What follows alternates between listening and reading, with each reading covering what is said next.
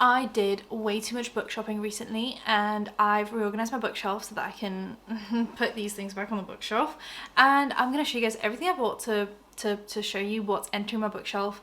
You've probably seen my bookshelf tour that either came out before or maybe it's coming out after, I'm not really sure, but these are all the new books that I have that I bought in the last like month or two. Let's just start off big. So the first 4 books I got are all of the Taylor Jenkins Reid books. We have Carrie Soto's Back, we have Forever Interrupted, Maybe in Another Life, and One True Loves. I've read Seven Husbands and I've read Daisy Jones and the Six, so these are kind of like next on my to-do list. I still haven't read Malibu Rising. I have it, I bought it ages ago, still haven't read it. I just forget how good Taylor Jenkins Reid's books are. So this one is about a tennis player. Carrie Soto's Back is about the greatest tennis player in the world, and someone steals her world record. She like doesn't have any more, and so she needs to go back, reclaim her rightful place at the top, even if the world doesn't believe in her, even if it almost breaks her. It's a story about cost of greatness and the burden of fame. So it's just like kind of like a historical fiction about a female tennis player, which I think sounds really cool. We have Forever Interrupted, which is one rainy New Year's Day, Elsie heads out to pick up a pizza. She isn't expecting to see anyone else, much less the handsome and charming Ben. Their chemistry is instant and electric. Within weeks, they are head over heels in love. By May, they've eloped. 9 days later, he is hit by a truck and dies on impact. At the hospital, Elsie faces Susan, the mother-in-law she's never met, who doesn't even know Elsie exists. That kind of sounds amazing. We have Maybe in Another Life, which is at 29, Hannah has no home, no career, and no idea what she wants to do with her life. After years of different cities and jobs, she heads back to LA for another fresh start, this time with the help of her best friend Gabby. They celebrate her homecoming with old friends at a local bar, and just after midnight, Gabby asks if Hannah's ready to go. Moments later, her high school boyfriend Ethan offers to give her a ride later if she wants to stay. Hannah hesitates. Alternating between 2 parallel universes, radically different paths unfold for Hannah and the people around her. Is anything simply destined to be? Do soulmates truly exist? Hannah believes so, and in both worlds, she's found him. And we have One True Loves, which is high school sweethearts Emma and Jesse moved far away from home together, traveling the world, chasing every adventure, building a life of their own. 364 days after their wedding, Jesse is on a helicopter and that goes missing mid-flight. Suddenly he's gone. Years later, Emma's back in her hometown. She's grieved, she's learned to live again, she's fallen in love. At a family dinner one autumn evening, she receives a phone call from Jesse. This sounds freaking good.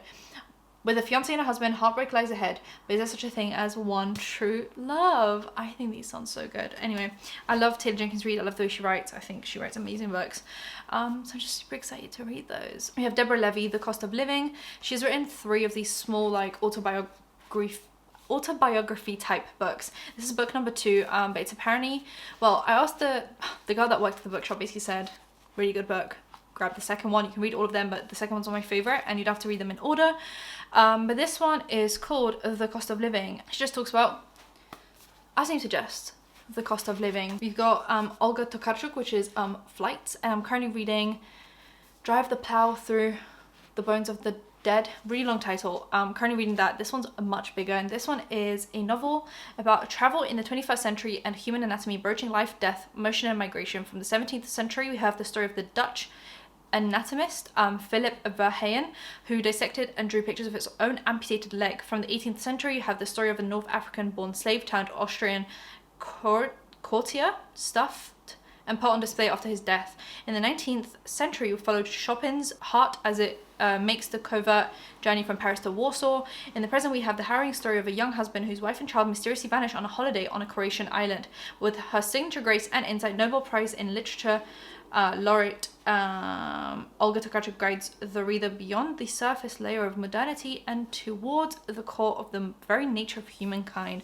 She has won a Nobel Prize in Literature, and obviously that means these books are highly intelligent. It takes me so long to get through her books because you just want to soak everything in. You want to understand everything. You want to be in the know. And she's also Polish like me, so it's kind of just like I want to read more of her books. We have The School for Good Mothers by Jasmine Chan, and this is A Handmaid's Tale for the 21st century. Apparently, and I've also got Handmaid's Tale, which I got recently, which I'll be showing to you guys. Frida had fed and changed her toddler Harriet. She had a work deadline, an article to finish, a job hanging by a thread, a file she left in the office. She would go get it. Harriet would be fine, but then the neighbors heard her crying. Soon the state decides that Frida is not fit to care for her daughter, that she must be retrained, that bad mothers everywhere must be re-educated. Will their mistakes cost them everything? The School for Good Mothers is an explosive and thrilling novel about love, perfectionism, and parenthood. I feel like this is just going to be a wild ride. I also have The Virgin Suicides. I mean, initially it was the cover that really got me. Wow, I love the combination of the pink and the green, but the story sounds amazing. So the 5 Lisbon sisters, beautiful, eccentric, and now gone, had always been a point of obsession for the entire neighborhood. Although the boys that once loved them from afar have grown up, they remain determined to understand a tragedy that has defied explanation. The question persists, why did all 5 of the Lisbon girls take their own lives? This lyrical, timeless tale of sex and suicide that transforms and mythologizes suburban middle American life announced the arrival of one of the greatest American novelists in the last 30 years. Tell me it doesn't sound amazing, because it sounds so good. We have The New Me, Hallie Butler, and these kinds of books get a really bad rep on things like Goodreads and stuff, because these have like a really bad rating because the protagonist is a flawed person and really annoying, and like I love reading an annoying character, and I'll never rate a book lower just because the character was annoying or like a bad person or flawed. I think that really adds to the ambiance of the book, and I'm so excited. So Gia Tolentino from The New Yorker said, a definitive work of millennial literature. In a windowless office, a woman explains something from her real non-work life about the frustration and indignity of returning her online shopping to her colleagues. One wears a one wears a top knot, another checks her pedometer. Watching them all is Millie, 30 years old and an eternal temp. She says almost nothing almost all of the time, but then the possibility of a permanent job arises. Will it bring the new life Millie always envisioned? One involving a gym membership, a book club, and a lot less beer and TV. Finally within reach. Will it reveal just how hollow that vision has become? Sitting on a beanbag means you keep on changing positions for the camera because you just keep on falling either deeper in or not deeper in. It's so inconsistent, and I sit on a beanbag here in my little reading corner. So we have Milk Teeth. This is a girl grows up in the northeast of England amid scarcity, fearing her own desires and feeling undeserving of love. Years later, living in a tiny rented rooms and working in noisy bars across London and Paris, she meets someone who offers her a new way to experience the world. But when he invites her to join him in Barcelona, the promise of care makes her uneasy. In the shimmering Mediterranean heat, she is faced with both pleasure and shame. She must find out if she's able to change. These are like so good. These were all pretty much on like the same table, and it was kind of called like Sad Girl Summer, which is a very popular book theme on TikTok these days, and I just kind of am feeling it. I'm feeling what they're giving to me. We have Convenience Store Woman. She's like a 36-year-old who's never had a boyfriend and works in the same convenience store, but she does it for a reason, and we'll find out what that reason is, and everyone just tells her to get a new job and like fix her life, but she doesn't really want to. I also got The Handmaid's Tale recently, which is, obviously you guys know The Handmaid's Tale, there's a TV show about it. I just haven't seen the TV show, so I'll just read it and see how I feel. We have Lessons in Chemistry. It's soon to be an Apple TV series in case anyone wants to watch it, and it's about essentially a chemist, and because of the times that this is set in, she's not allowed to kind of pursue the job as a chemist, so she gets a TV show to teach people how to cook. She integrates some chemistry into it, like instead of breaking into the chemistry sphere, she breaks into like teaching people to cook but with chemistry in it, and it just shows kind of like the times and feminism and how it's all progressed and stuff. It's a historical fiction essentially. We have Eleanor Elephant is Completely Fine, which I've seen before. It's been popular for so long, I've just never read it, and I'm finally going to get around to it. Eleanor Oliphant leads a simple life. She wears the same clothes to work every day, eats the same meal deal for lunch every day, and buys the same 2 bottles of vodka to drink every weekend. Eleanor Oliphant is happy. Nothing is missing from a carefully timetabled existence, except sometimes everything. And I think this sounds so good. Like, it would just be one of those, like, I don't know, I can't explain it. It is just a sad girl summer. This is just what we're doing. This cover is amazing. Cleopatra and Frankenstein. So New York is slipping from Cleo's grasp, 24, at a different party every night, and with a student visa that's swiftly running out. She doesn't even have money for cigarettes, but then a chance encounter on New Year's Eve offers her a way out. Frank, successful and 20 years older, can give her the security she craves and the green card she needs. And in Cleo, he sees a life filled with beauty, art, and freedom. So typical like age difference, power dynamic type of relationship. I think it'll be super interesting to read about. As the two rush headlong into an impulsive marriage and their friends are drawn into its tumultuous orbit, what began as a chance meeting will change all their lives forever. I think that's an amazing, that sounds great.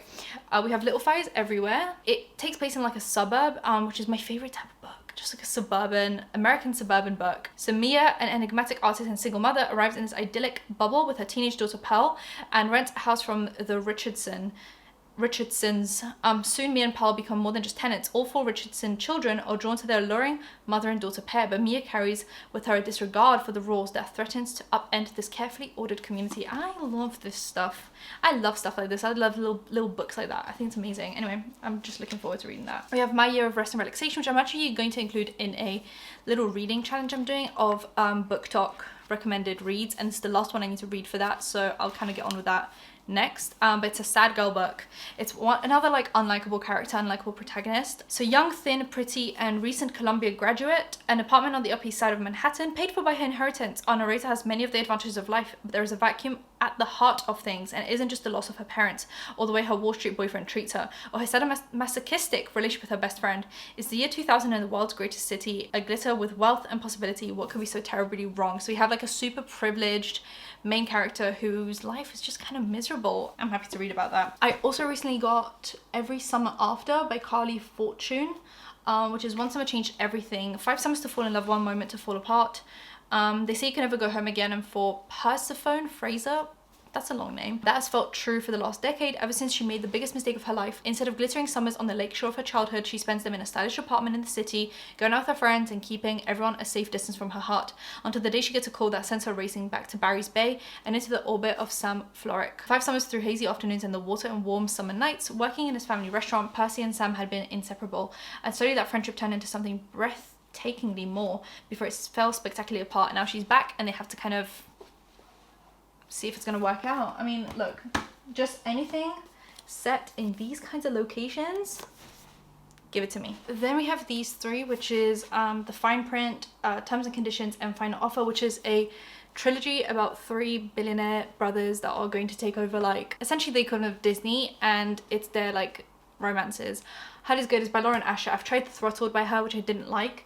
But I've read about 50 pages of The Fine Print and quite enjoyed it, so I think I'll enjoy this a lot more than Throttled. I find it less cringy. We have Alicia Thompson with Love from Cold World, Hot Days and Even Hotter Nights, and she's the author of Love in the Time of Serial Killers, and I have that book on my Kindle because it was on like good offer.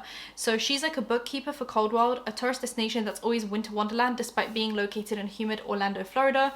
Sure, it's ranked way below the amusement parks and maybe foot traffic could be better, but it's a fun place to work even if fun isn't exactly Lauren's middle name. Her co-worker Asa, on the other hand, is all about finding ways to enliven his days at Cold World, whether that means organizing the Secret Santa or teasing Lauren. And they need to like draft a proposal for raising more revenue, and they kind of start becoming like rivals, and that turns into them, I guess, smooching. Funny you should ask, I just really liked this cover and I was going to force myself to buy this anyway even if I didn't like it. Then and now, it's got like a 10-year jump. So it says 10 years later and she still has butterflies, but does he feel the same way? So they meet once when she's kind of at a really weird point of her life, and then 10 years later she's successful, they meet again, and it's just like, will they, won't they? We have Beach Rivals, which I thought the cover looked pretty similar to like Emily Henry type books, and I was just wondering if a similar cover would be written the same way as Emily Henry. Floppy book, love one of those. Escape to Bali with this year's most feel-good rom-com. Claire thought that by now she would have her life figured out. Instead, she's living with her mum, working a job she hates, and has absolutely no idea what she wants to do for the rest of her life. When she sees a viral job advert for a 3-month bookseller position on a Bali beach, she jumps at the chance. But it's not until she arrives in Bali that Claire realizes she won't be working in the bookshop alone. She'll be sharing the bookshop and a flat with a handsome but infuriating American man named Jack. So it's kind of like a forced proximity slash summertime romance. It's kind of everything I want. These are the last 4 that I got recently. It Happened One Summer by Tessa Bailey. Everyone raves about her books. I'm willing to give it a chance. Oh, she's like famous, and her stepfather cuts her off, and she needs to like figure out a way to like make her own money, have her own career, and she's in like a small town, and she keeps on bumping into a guy called Brendan. So she's like a fun loving socialite, and he's like a miserable fisherman, so it's a Grumpy and Sunshine type of situation, and I think it'll be really fun. It's quite chunky. I bought this one a while back, obviously The Good Girl Complex by Elle Kennedy, who wrote, where are they? Oh, the kind of The Deal, Briar U Off Campus series, and recently I picked this up, which is part 2, but I still haven't read this one, but they just sound really cool. There's Bad Girl Reputation, and they're all kind of like just summertime cool.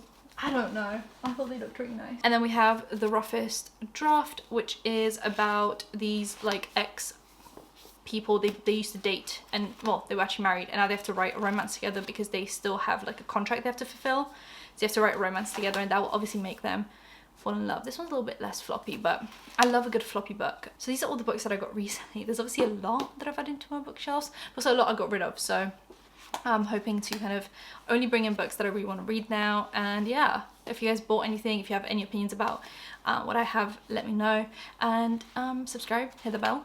I'll see you in my next one. Bye guys.